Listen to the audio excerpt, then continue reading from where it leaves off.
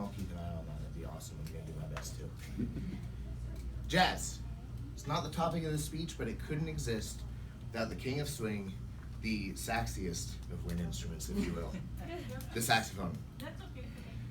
I've been playing saxophone for about 14 years now. I've studied the instrument, I've studied the music, I've studied the composition, but I haven't thought too much about the history of the instrument itself. Where did it come from? Why? When? I learned over the last week or so, saxophone was invented by Adolphe Sax, a Belgian man, a flautist, played flute, a clarinet player. That's how I know it's better than flute and clarinet. He had to invent a whole family of instruments, something different.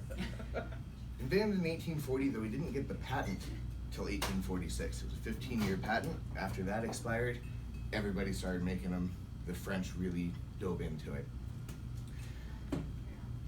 When he invented the saxophone, there were two groups. There was the standard series and the orchestral series.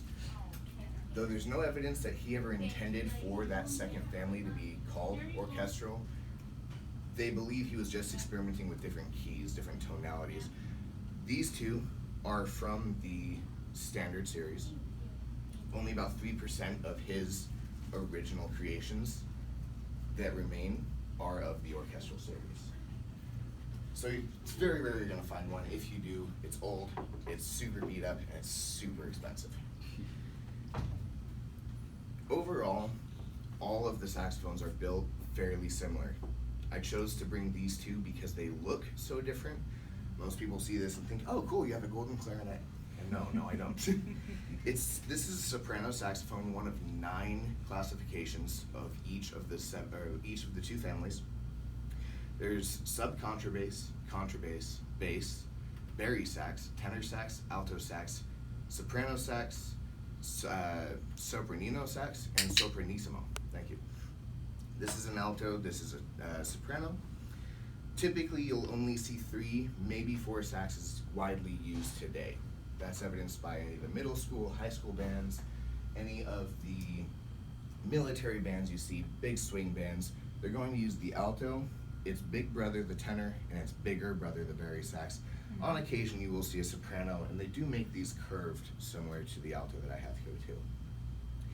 Overall, all saxophones are built fairly the same. You have a long, overall conical, thank you, shape, always made of brass, though there were some in Thailand that were actually made of bamboo.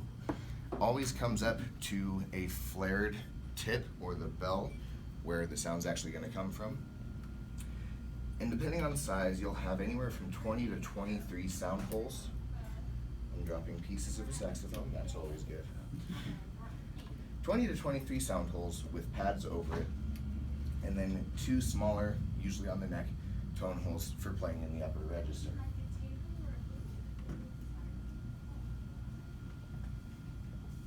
Now, while most saxophones are built almost identically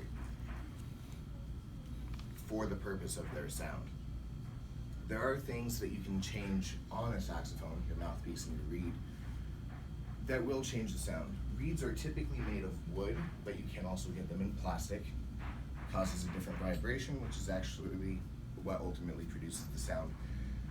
The wood needs to be wet to vibrate, causing the sound, but after a long period of time, or if it gets too wet, it becomes waterlogged and your sound's gonna be dead. Plastic is a little more resilient. It can't get waterlogged in the same way, but it has almost a toyish sound to it, so it's typically used in smaller jazz applications. Mouthpieces can be made of metal or of hard rubber, though it doesn't change a whole lot about the sound. Metal, again, used more on the jazz end of things to get a little bit of a tinny twang to it that you get in some of the earlier swing. Different techniques for playing the saxophone are going to play a big part in the sound as well. The embouchure, the way you hold your mouth, is going to change the timbre or the sound that actually comes out. But overall, it's going to be super recognizable. As long as your teeth don't hit the reed, that causes that awful squeak we've all heard at those lovely middle school rehearsals that we've heard. Or if your embouchure is too loose, you're just going to get a dead bleh.